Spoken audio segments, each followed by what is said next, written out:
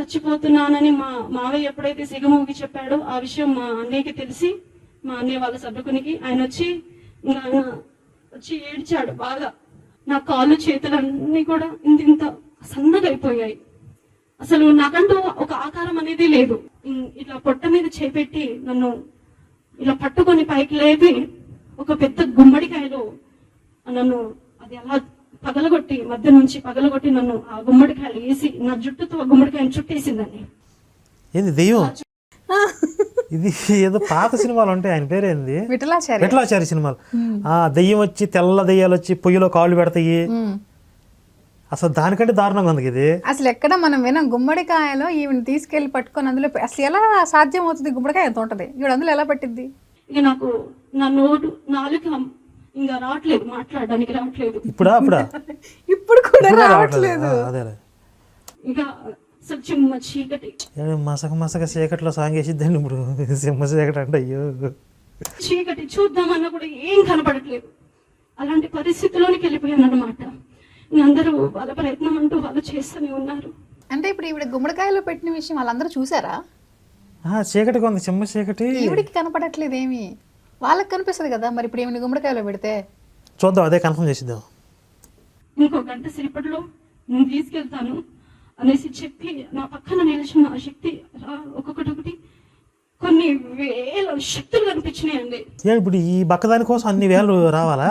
మహాసభ పెట్టినాయో వాళ్ళు చూసి కానీ నమ్మని పరిస్థితులు. నేనైతే నా 2 కళ్ళతో చూశాను ఎన్ని దయ్యాలు అంటే. 2 కళ్ళతో చూసావా? దయ్యాలు, ఋషులు తెలుసు కదా మనకి, ఋషులు అలా జుట్టు కట్టుకొని ఉంటారు కదా ఋషులు. వింటున్నారా? మన ఋషులు దయ్యాల్లాగా వచ్చారని చెప్తుంది అనమాట ఇది. అలాగా ఆ దయ్యాలు మొత్తం పైనుంచి తల నుంచి అరికాల వరకు జుట్టుతో ఉండేవాళ్ళండి. వాళ్ళు జుట్టుతో, నా ముందు ఆ శక్తులు జుట్టుతో ఉండేవి. అసలు ముఖం చూడడానికి దడుచుకునేంత భయంకరంగా ఉన్నవి అవి. ఇంకో గంట సేపట్లో నేను తీసుకెళ్ళాలి, ఎక్కడికి తీసుకెళ్ళాలి, ఏ ప్రాంతానికి తీసుకెళ్లాలని అవి మాట్లాడుతున్నాయి. నేను నా గుమ్మడికాయలో ఉన్నాను. ఇక మా అన్నయ్య మరి ధైర్యం చేసి, మీరు ఇన్ని దేవుళ్ళ దగ్గరికి తీసుకెళ్లారు, ఇన్ని ప్రయత్నాలు చేశారు కదా, ఈ ఒక్క ప్రయత్నం చేయండి. యేసు క్రీస్తు గొప్పవాడు, మాకు నా పిల్లలే పుట్టరు అని అనుకున్నప్పుడు, ఇప్పుడు ఈవిడ్ని చర్చికి రమ్మని చెప్తున్న వాళ్ళ అన్నయ్య వరస ఎవరో ఉన్నారు కదా, ఆయనకి పిల్లలే పుట్టరంట.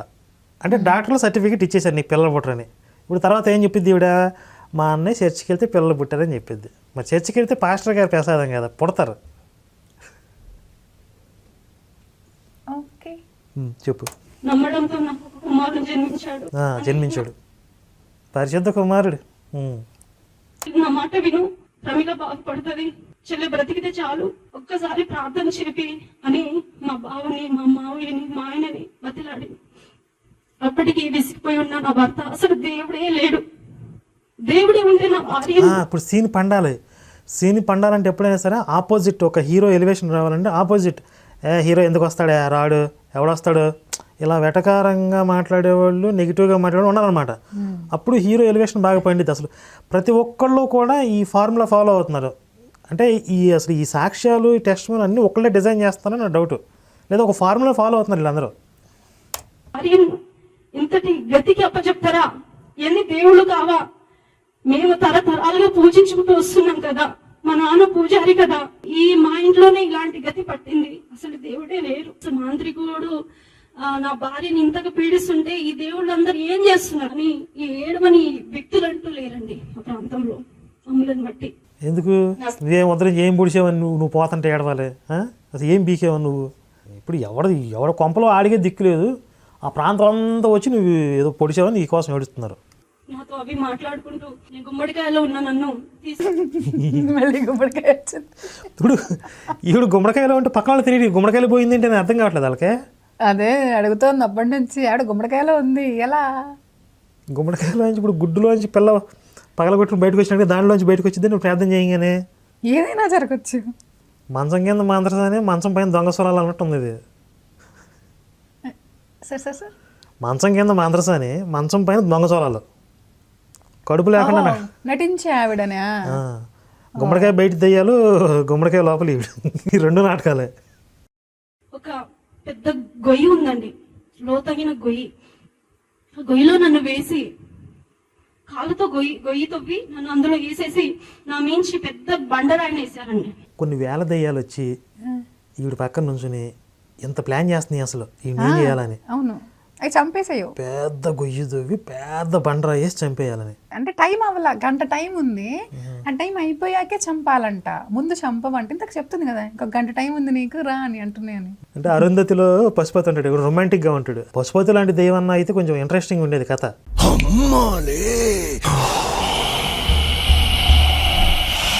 పెద్ద బండరాయిని వేసేసరికి ఇక నాకు లేదు. నేను వేసేసినాయా? అయిపోయింది. నిజంగా వేసేసినాయా?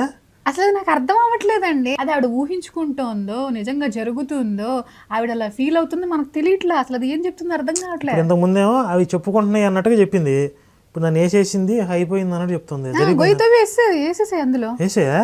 ఇప్పుడు చుట్టూ వచ్చి ఏడుస్తున్నారు, వాళ్ళకేం అర్థం కావట్లేదు ఏం జరుగుతుంది అనేది. ఆవిడ కలగంటుంది అనుకుంటానండి. కళ్ళలో కూడా ఇంత స్పష్టత ఉన్నది. క్రియేషన్ ఇది, కలగదు అంతే. నేను చనిపోయిందా, నేను బ్రతికి లేను అనేసి అప్పటి వరకు నన్ను ఎవరన్నా విడిపిస్తారేమో, అప్పటి వరకు నన్ను ఎవరన్నా చూస్తారేమో అన్న ఆశతో చూసేదానండి నేను. చెట్టు మీద గుమ్మడికాయ అండి, తెంచిన గుమ్మడికాయ కాదు.